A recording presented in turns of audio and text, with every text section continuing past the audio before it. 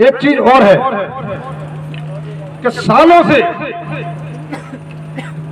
ये लोग कहते चले आए हमसे कि तुम 52% हो, 52% हो, 52% हो। 30 साल से तो मैं सुन रहा हूं, 35 साल से। मेरे भाइयों, अगर जनगणना की जाए, क्योंकि हम ज्ञापन दे के आए थे जनगणना के बारे में कि हम भाई जनगणना की जाए कि हम कितने हैं, तो कहते नहीं 52%। 30 साल पहले कहते 52%, अभी भी कह रहे हैं 52%। हम कितनी मेहनत कर रहे हैं, कितनी मेहनत से हम बच्चे पैदा कर रहे हैं, भूखा जा रहे हैं भैया हमारी। कितनी मेहनत की है उन लोगों ने, हम पढ़ेंगे नहीं तो हमको नामर्द क्यों समझ रहे हैं? हमको जनगणना में इनने नामर्द घोषित कर दिया है मेरे भाइयों कि तुम्हारे बच्चे होते ही नहीं है, तुम तो 52% नहीं, 52 नहीं है। हम मेहनत कर करके मर गए। तो ये हमें बहुत जरूरी पॉइंट है, मेन पॉइंट। इसकी हम लड़ाई लड़ रहे हैं। और 5 लाख आदमी लेके हम दिल्ली को घेरेंगे दोस्तों इसके बारे में, और जब घेरेंगे तुमको बताएंगे। किसान लोगों ने घेरा था, ऐसे हम हाईवे हम जाम करेंगे इनके लिए, और उसी दिन देखना हमारा जनगणना हो जाएगी। भैया ने बताया ना, कुत्तों की जनगणना, मृगों की जनगणना, पेड़ों की जनगणना, एक ने बताया भैया हिरणों की जनगणना, सबकी। हमारी क्यों नहीं? क्योंकि हमको नामर्द बता दिया है उन्होंने, इसलिए हमारी जनगणना नहीं कर रही। अब हमें क्या बनना है? मर्द बनना है दोस्तों। हम जनगणना करा के छोड़ेंगे, हटेंगे नहीं मेरे भाइयों। तो हमें इस पर विशेष ध्यान देना है मेरे भाइयों। तो इनने कई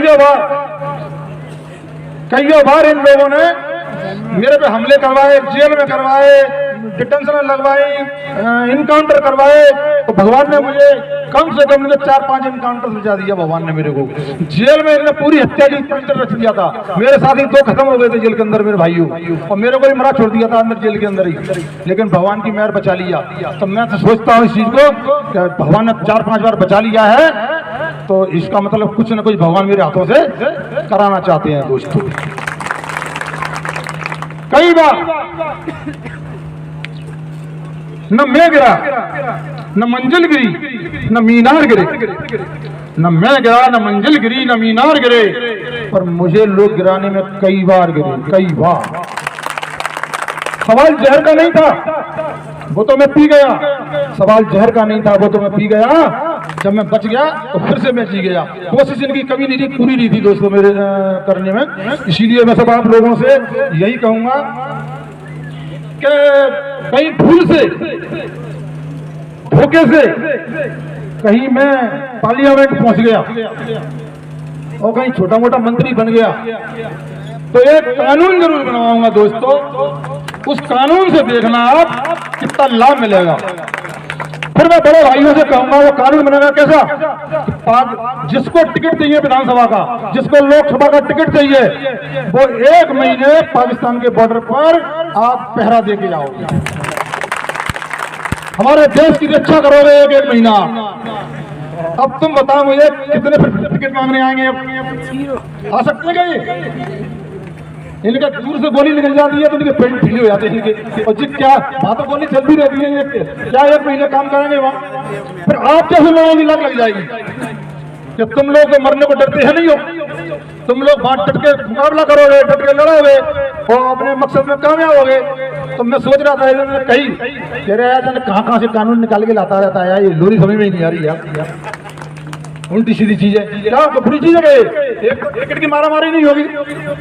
अभी तुम टिकट नहीं ला सकते, उनको 1-2 करोड़ रखे वो टिकट ले आते हैं, पैसा बांट देते, जीत जाते हैं, पहुंच जाते हैं पार्लियामेंट। फिर तो जो वास्तव में ताकतवर होगा, जो वास्तव में ईमानदार होगा, उसी को मिलेगा दोस्तों वो टिकट। तो एक बार धोखे से मेरे को पहुंचवा देना लोकसभा में, और फिर देखना दोस्तों मेरे भाई क्यों घेरते हैं। मैं कैसे भी चुनाव लड़ूं, ये मुझे अभिमन्यु की तरह घेरते हैं दोस्तों, अभिमन्यु की तरह चारों तरफ से। इसको हराओ, इसको हराओ। पहुंच गया वहां पे विधानसभा में तो फिर हमारी मट्टी फुट जानी है दोस्तों। क्या बोलेंगे हम, क्या करेंगे? और ये फालतू के हंगामा करेगा, इसको मत जाने दो, दुनिया पहुंच जाए। तुमने देख लिया होगा पिछोर में कैसी सहयोग करते हैं पार्टी वाले। इसकी जो पार्टी मुझे टिकट देती है वो इसको वोट देती है, बताइए। इसलिए केवल प्रीतम लोधी न पहुंच जाए। मेरे भाइयों, इसीलिए मैं आप सब लोगों से कहना चाहता हूं कि बढ़िया होशियार लड़के नए नए, अब तो सब लड़के बड़े समझदार हो गए हैं, पढ़े लिखे लड़के हैं, होशियार लड़के हैं। ये लड़के मैंने देखा, जो लड़के मेरे से टेलीफोन से बात करते हैं, जिनके टेलीफोनों पे वक्त आते हैं, कुछ लिखते हैं, तब मुझे लगता है कि ये नई पीढ़ी दिशा बदल देगी, देश बदल देगी दोस्तों। और ओबीसी एसटी को बना के कानून में और पूरे लोगों को प्रधानमंत्री, मुख्यमंत्री, जहाँ के विधायक, सांसद सारे ओबीसी और एसटी के बन जाएंगे दोस्तों, नए नए लड़के। तो देश फिर से सोने की चिड़िया हो जाएगा, कोई उसमें नहीं जाएगा, सोने की चिड़िया। फिर ये 15% देखना वो क्या करते हैं तुम लोगों के साथ, फिर इनके तुम नजारे देखना। 15% लोगों के ये कैसे तुम्हारे पास आते हैं, कैसे गिड़गिड़ाते हैं, कैसे नमन करते हैं, कैसे निवेदन करते हैं। जैसे तुमने पूजे थे ऐसे फिर तुम पूजोगे दोस्तों, आप लोग पूजोगे। इसीलिए मैंने ज्यादा कहते हुए मेरे भाइयों इतना ही कहूँगा कि आप सब लोग लड़ाई लड़ते रहे। अभी भैया बता रहे थे कुछ पुलिस वाले रोकते हैं, गांव में आते हैं, जाते हैं और अभी सभा नहीं होने देते। जय जिन्होंने सागर में किया हमारे संग में, जय जबलपुर में किया, जय हमारे साथ में दमोह में किया। मैं उधर से जा रहा था तो पन्ना एक जगह पड़ती है विधानसभा, पन्ना में एक डैम बनना है बहुत बड़ा, तो उसमें हीरे निकल रहे, हीरे। गरीब लोग बीनने जाते हैं तो लट पड़ते हैं उन पर, पैसा वाले बीनते हैं, पुलिस लगती चौतरफा, केवल उसमें जाने पर पैसे वाले। यानी एक देश में दो कानून। भैया पैसे वाले तो वो है ही है, वो हीरा पन्ना का क्या करेंगे, वो गरीब जाते हैं तो लट बरसा रहे हैं। मैं अचानक निकला और रेस्ट हाउस में मुझे रोक लिया चाय पीने के लिए। बोलो भाई साहब ये स्थिति है, मैंने एक ज्ञापन बनाओ। मैंने ज्ञापन बना के केवल कलेक्टर को एक नहीं दिया था, मैंने 15 दिन में हालत नहीं सुधरी तो ये ध्यान कर लेना कि यहाँ पे महाभारत ही होगा। देश को पता कर लेना, गरीबों को भी छूट दे, वो भी बिन में पन्ना हुआ दोस्तों। तो ऐसे ही लड़ाई लड़ना सीखिए। गरीबों पर कहीं अत्याचार होता है, हमारे कर्मचारी, हमारे जो पदाधिकारी लोग बैठे हुए हैं, आप इनको आवाज करिए। और मैं आप जब जरूरत पड़े आप आवाज दोगे, आधी रात को कंधे से कंधा मिलाकर आपके साथ में काम करूंगा दोस्तों, कंधे से कंधा मिलाकर। एक